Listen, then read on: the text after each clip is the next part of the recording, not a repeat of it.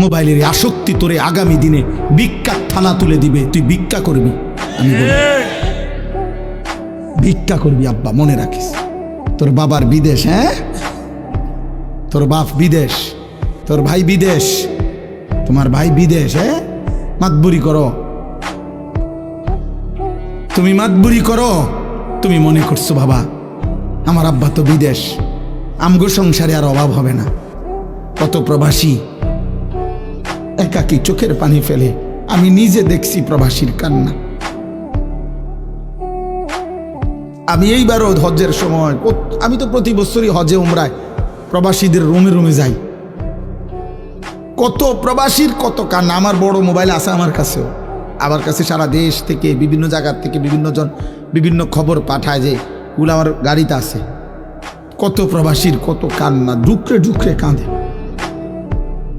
এইবারও এক প্রবাসী আমার আল্লাহর ঘরের কাছে দৌড়ে এমন চিল্লানি দিছে কাবা ঘরের সামনে, কয় হুজুর আমি এই যে 17 বছর বিদেশ করি, 17 বছরে হুজুর খোদার কসম আল্লাহর ঘরের সামনে দাঁড়ায় কইতেছি পরিবারের কেউরে কোনোদিন খুশি করতে পারি নাই।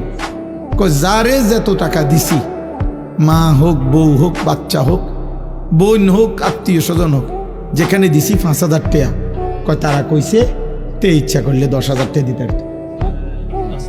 তে বিদেশ থাকে কয় দিছি 10,000, কয় তে ইচ্ছা করলে 20,000 টাকা দিতে পারত।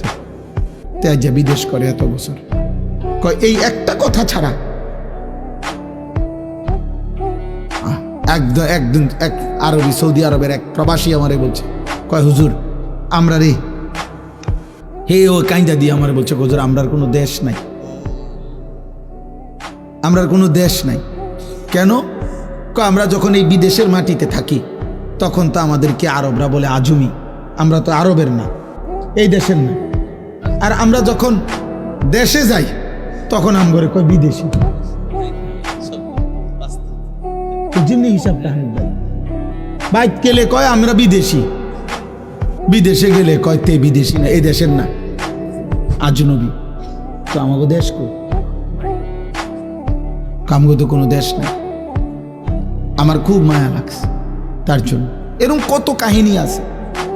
এই জন্য বাবা তোমরা অনুরোধ করছি, তোমরা এই সুখ কষ্ট পাইবা, এই নারী ছবি, এই বেনামাজি জীবন এবং এই কর্মবিহীন, এই পরিশ্রমবিহীন, এই অলস জীবন দুনিয়াতেও কষ্ট দিবে।